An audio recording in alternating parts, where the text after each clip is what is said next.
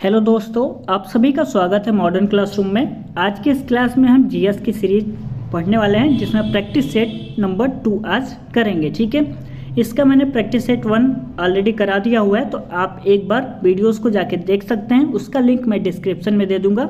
आप सभी को पता है जीएस काफ़ी ज़्यादा इंपॉर्टेंट होता है किसी भी एग्ज़ाम के लिए। तो चलिए आज की क्लास को हम स्टार्ट करते हैं। आज की क्लास में हमारा पहला क्वेश्चन हो जाएगा, कमसाले राज्य का पारंपरिक नृत्य है। ठीक है, क्वेश्चन कह रहा है कमसाले राज्य का पारंपरिक नृत्य है कर्नाटक राज्य का, गुजरात, गोवा या असम। तो इस प्रश्न का आपका सही आंसर हो जाएगा कमसाले कर्नाटक राज्य का पारंपरिक नृत्य है। ठीक है, आइए इसके बारे में हम कुछ जान लेते हैं। कमसाले राज्य का पारंपरिक नृत्य मैंने आपको बता दिया कर्नाटक। अब कर्नाटक के कुछ अन्य नृत्य हैं, उसको भी देख लेते हैं। तो आप यहाँ पे नोट डाउन कर लीजिएगा। मैं यहाँ पे लिख रहा हूँ डोलू कुनिथा, ये आपका हो जाएगा। दूसरा हो जाएगा आपका यक्षगान, उसके बाद हो जाएगा आपका वीरगासे। ये जो वीरगासे नृत्य है ना, ये दशहरा पर मनाया जाता है। ठीक है, दशहरा पर मनाया जाता है, ध्यान रखिएगा। एग्जाम में प्रश्न पूछा हुआ है तो दशहरा पर मनाया जाता है। वीरगासे जो नृत्य है ये दशहरा पर मनाया जाता है। और एक नृत्य लिख लीजिए नागमंडला, नागमंडला। एक हो जाएगा आपका जुडू हैली, जुडू हैली। और आपका हो जाएगा कृष्णा परिजात, कृष्णा परिजात। ये आपके सारे कहाँ के हो जाएंगे? ये आपके सारे कर्नाटक के नृत्य हो जाएंगे। आपको इस प्रश्न का आंसर पता लग गया। कमसाले राज्य का पारंपरिक नृत्य है तो कर्नाटक राज्य का। डोलू कुनिथा, यक्षगान, वीरगासे जो कि दशहरा पर मनाया जाता है, नागमंडला, जुडू हैली, कृष्णा परिजात, ये आपके कर्नाटक के पारंपरिक नृत्य हो जाएंगे। यदि हम बात करें गुजरात की, ठीक है, यहाँ पे मैं इसको क्लीन कर रहा हूँ, आप नोट डाउन कर लिए होंगे उम्मीद है। तो चलिए गुजरात के नृत्य अब देख लेते हैं। तो गुजरात का हो जाएगा आपका गरबा, गरबा और जुरीथुन, जुरीथुन, ये आपका हो जाएगा गुजरात का। यदि हम बात करें गोवा का, तो गोवा का आप लिख लीजिए धनगर और मुसोल, मुसोल। और एक हो जाएगा आपका फुगड़ी नृत्य, काफ़ी ज़्यादा इम्पॉर्टेंट है फुगड़ी नृत्य, ये आपका गोवा का हो जाएगा। बात करें असम का, तो असम का हो जाएगा झुमुरा, झुमुरा और कोनोई और कानोई, ये आपका नृत्य हो जाएगा। उम्मीद करते हैं आपको इतना समझ में आ गया होगा। कमसाले राज्य का पारंपरिक नृत्य कर्नाटक, आपने नोट डाउन किया होगा तो आपको दिख रहा होगा, मैंने क्लीन कर दिया। कर्नाटक के मैंने बताया डोलू कुनिथा, यक्षगान, वीरगासे जो कि कब दशहरा पर मनाया जाता है, नागमंडला, जुडू हैली, कृष्णा परिजात, ये सभी कर्नाटक हो जाएंगे। गुजरात का मैंने बता दिया गरबा और जुरीथुन, गोवा का धनगर और मुसोल और फुगड़ी नृत्य, और असम का झुमुरा और कोनोई, ये आपके नृत्य हो जाएंगे। यदि आपने पहला प्रैक्टिस सेट नहीं देखा है तो उसको आप देख लीजिए, उसको भी मैंने काफ़ी ज़्यादा डिटेल से कराया हुआ है, तो एक बार आप उस वीडियो को ज़रूर देख लीजिएगा। चलिए आगे देखते हैं दूसरा प्रश्न को। दूसरा प्रश्न कह रहा है हमारा, अब्दुल करीम खान हिंदुस्तानी संगीत के किस स्कूल के प्रतिपादक थे? ठीक है, क्वेश्चन कह रहा है हमारा, अब्दुल करीम खान हिंदुस्तानी संगीत के किस स्कूल के प्रतिपादक थे? जयपुर घराना, ग्वालियर घराना, दिल्ली घराना या किराना घराना। तो इस प्रश्न का आपका सही आंसर हो जाएगा ऑप्शन नंबर डी, किराना घराना के प्रतिपादक थे।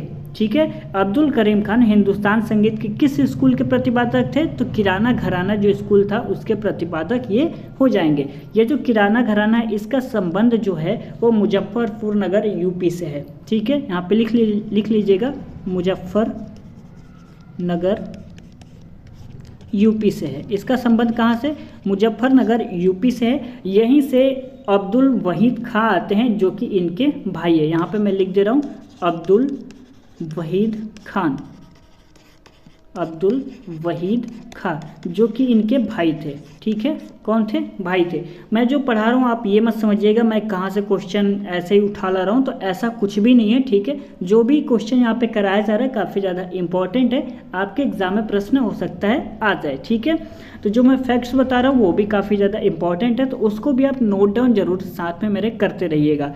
इस प्रश्न का आंसर मैंने बताया, अब्दुल करीम खान हिंदुस्तानी संगीत के किस स्कूल के प्रतिपादक थे? तो किराना घराने को हो जाएंगे। जो किराना घराना है उसका संबंध मुजफ्फरपुर नगर यूपी से है और यहीं से अब्दुल वहीद खां आते हैं जो कि इनके भाई हो जाएंगे। ठीक है, यदि हम आगे बात करें जयपुर घराना से कौन है, तो चलिए आइए इनके बारे में भी जान लेते हैं। जयपुर घराना से हो जाएंगे आपके अल्लादिया खां और किशोरी अमोनकर, ये हो जाएंगे। ग्वालियर घराना से बात करें तो नत्थन खां और हसू खां, और दिल्ली घराना से आपके हो जाएंगे मीर हसन और तानरस खां, ये आपके हो जाएंगे। मैं यहाँ पे नोट डाउन कर दे रहा हूँ, आप भी कर लीजिएगा। अल्लादिया खां जयपुर घराना से हो जाएंगे और किशोरी अमोनकर।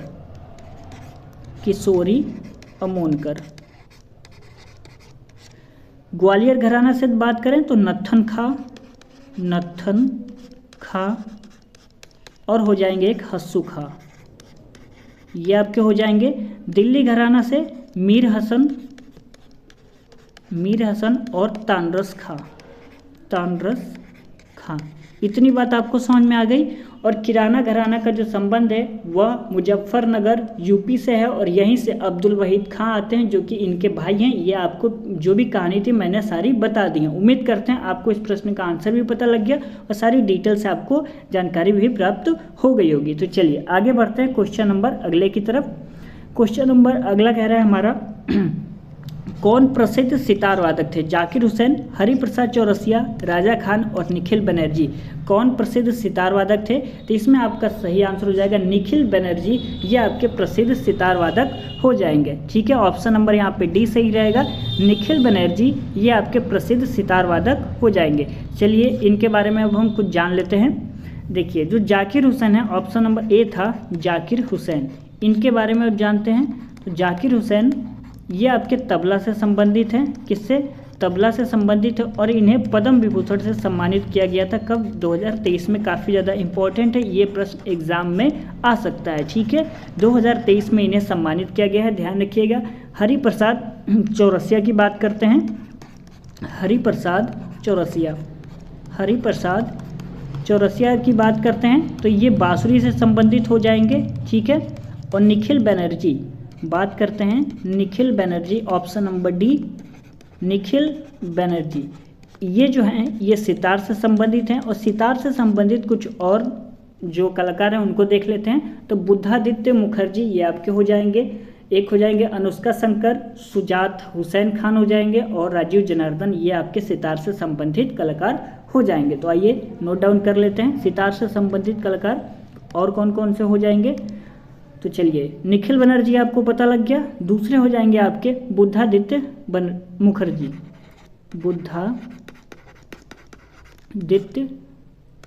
मुखर्जी। दूसरा हो जाएगा आपका राजीव जनार्दन। तीसरा सुजात हुसैन खान, मैंने बताया था सुजात हुसैन खान। और मैंने एक बताया था आपको अनुष्का शंकर, ये आपकी हो जाएंगी अनुष्का शंकर। ठीक है, आपको इतनी बात समझ में आ गई।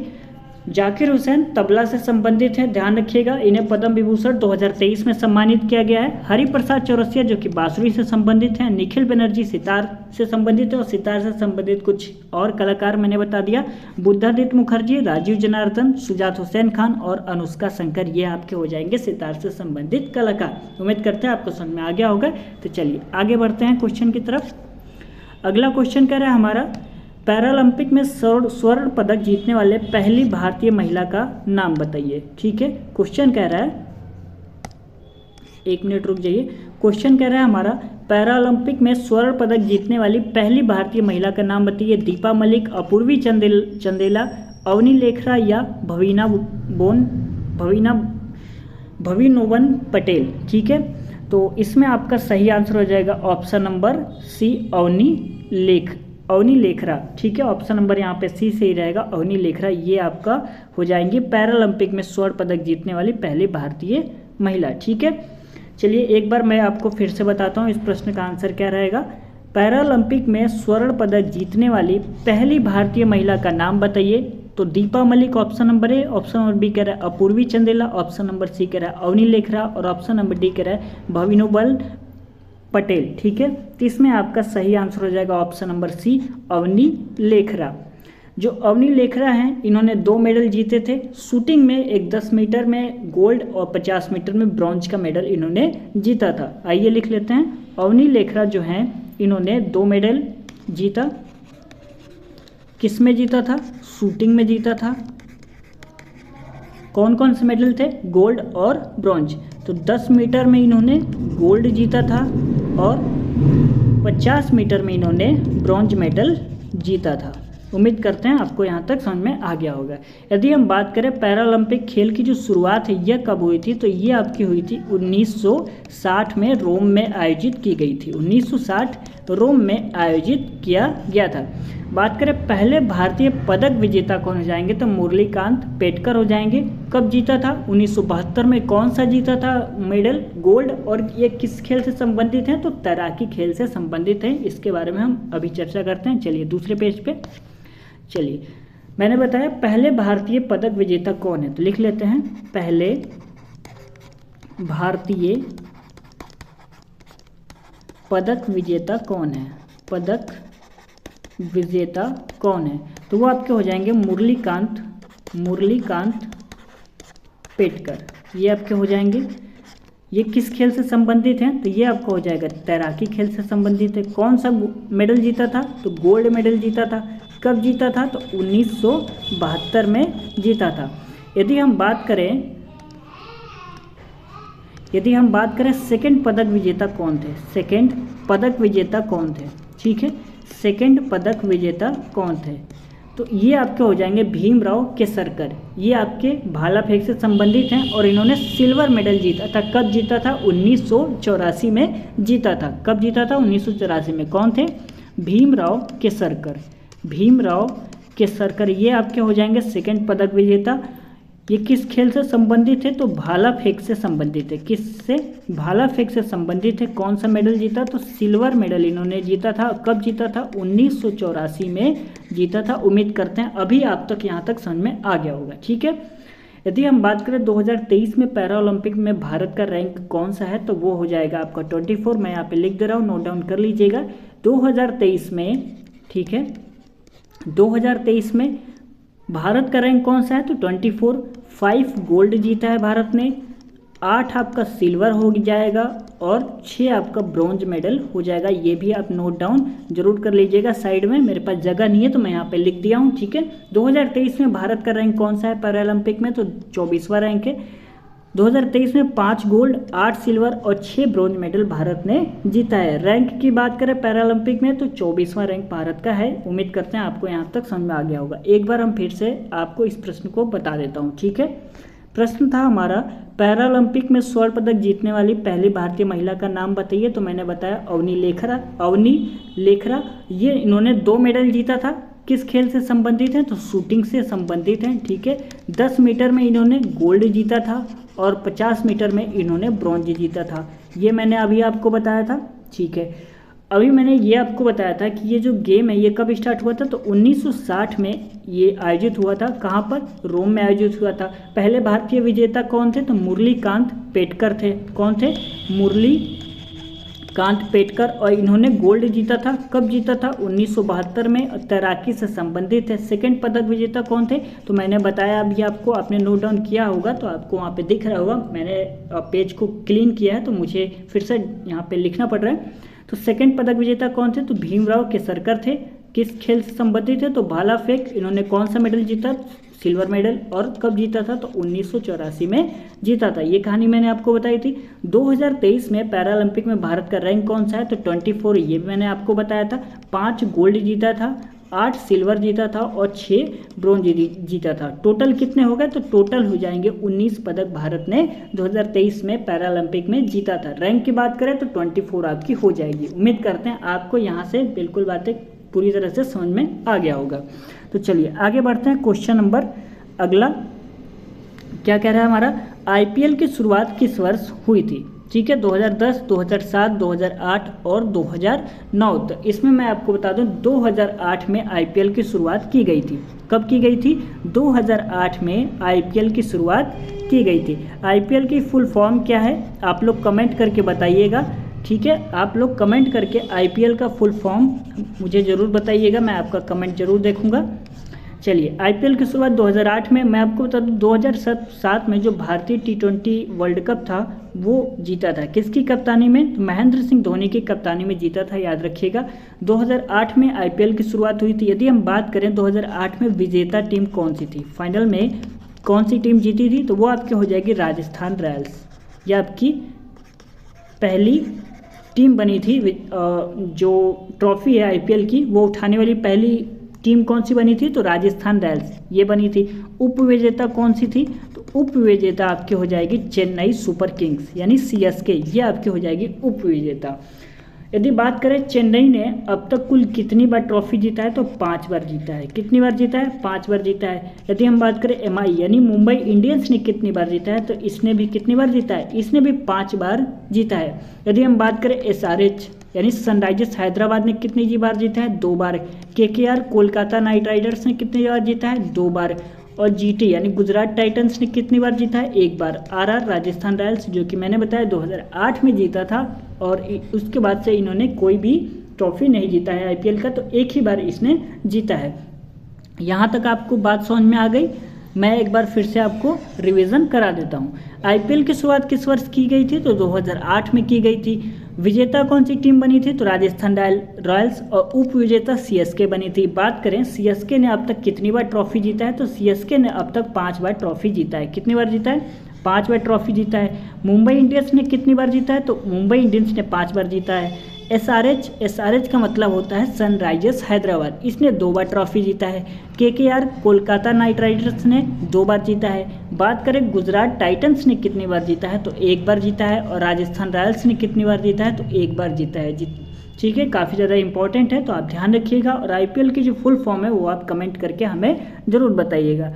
थोड़ा सा और फैक्ट्स है उसको भी जान लेते हैं। 2023 में आईपीएल का जो खिताब है वो किसने जीता था, तो वो लिख लेते हैं। 2023 में आईपीएल का खिताब किसने जीता, आईपीएल का खिताब किसने जीता, तो इसमें आपका आंसर हो जाएगा सीएसके ने जीता था। किसने जीता था, सीएसके ने आईपीएल 2023 का खिताब जीता था। उप विजेता टीम कौन सी हो जाएगी, तो वो आपकी हो जाएगी गुजरात टाइटंस। गुजरात टाइटंस के कप्तान कौन थे, तो हार्दिक पांड्या, ये आप ध्यान रखिएगा। और चेन्नई सुपर किंग्स के जो कैप्टन है वो कौन से, तो महेंद्र सिंह धोनी थे कैप्टन।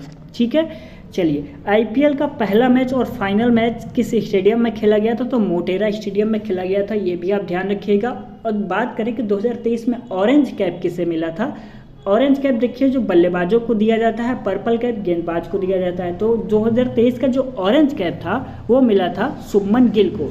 ठीक है, और कितने रन इन्होंने बनाए थे, तो 890 रन बनाए थे, ये भी मैं यहाँ पे नोट डाउन करा दे रहा हूँ। देखिए आईपीएल का पहला मैच, आईपीएल का पहला मैच प्लस फाइनल मैच कहाँ पे खेला गया था, तो मोटेरा स्टेडियम में खेला गया था, मोटेरा स्टेडियम में खेला गया था। यदि हम बात करें 2023 में ऑरेंज कैप किसे दिया गया, 2023 में ऑरेंज कैप किसे दिया गया, लिख लीजिएगा, शुभमन गिल को दिया गया था। किसे दिया गया, तो शुभमन गिल को, इन्होंने 890 रन बनाए थे। बात करें 2023 में पर्पल कैप किसे दिया गया था, पर्पल कैप, तो वो आपके हो जाएंगे मोहम्मद शमी। यदि आप 2023 का वर्ल्ड कप देख रहे हैं तो आपको ये पता होगा कि मोहम्मद शमी की बॉलिंग इस समय चल रही है, काफ़ी ज़्यादा खतरनाक बॉलिंग चल रही है। ठीक है, अलग लेवल का परफॉर्मेंस दिखा रहे हैं फिलहाल के लिए। 28 विकेट इन्होंने लिए थे और 2023 में पर्पल कैप इन्हें दिया गया था। ये जो दोनों प्लेयर्स हैं वो किस टीम के थे, तो गुजरात टाइटंस के प्लेयर थे। और गुजरात टाइटंस के कैप्टन कौन है, मैंने बताया हार्दिक पांड्या हैं। सीएसके के कैप्टन हो जाएंगे धोनी। 2023 में आईपीएल का खिताब किसने जीता था, तो सीएसके ने जीता था। अब पहली बार किसने आईपीएल का खिताब जीता था, ये आपसे प्रश्न पूछे तो राजस्थान रॉयल्स ने जीता था। कब जीता था, 2008 में। और आईपीएल की शुरुआत कब की गई थी, तो 2008 में ही हुई थी और 2008 में ही राजस्थान रॉयल्स ने जीता था। किसको हराकर, चेन्नई सुपर किंग्स को हराकर जीता था। बात करें चेन्नई सुपर किंग्स ने कितनी बार जीता है, तो 5 बार खिताब जीता है, मैंने बता दिया आपको। और मुंबई इंडियंस ने कितनी बार जीता, उसने भी 5 बार जीता है। सनराइजर्स हैदराबाद और कोलकाता नाइट राइडर्स ये आपके 2-2 बार जीते हैं, ठीक है। गुजरात टाइटंस 1 बार और राजस्थान रॉयल्स 1 बार यह खिताब जीत चुकी है। उम्मीद करते हैं आपको ये बातें बिल्कुल अच्छी तरीके से समझ में आ गई होंगी आईपीएल से। तो चलिए आगे बढ़ते हैं आप क्वेश्चन को। क्वेश्चन नंबर 11 कह रहा है हमारा, यूनेस्को की स्थापना कब हुई थी। यूनेस्को की स्थापना कब हुई थी, 1945, 46, 48, 2007। तो मैं आपको बता दूं यूनेस्को की जो स्थापना है 16 नवंबर 1945 को की गई थी। कब हुई थी, 16 नवंबर 1945 को इसकी स्थापना की गई थी। बात करें यूनेस्को की फुल फॉर्म क्या है, तो यहाँ पे हम फुल फॉर्म पहले लिख लेते हैं। यूनेस्को की फुल फॉर्म, यूनेस्को की जो फुल फॉर्म है वो आपकी हो जाएगी United Nations Educational Scientific and Culture Organization, ठीक है। साइंटिफिक एंड कल्चरल ऑर्गेनाइजेशन मैं यहाँ पे लिख दे रहा हूँ, यूनाइटेड नेशंस एजुकेशनल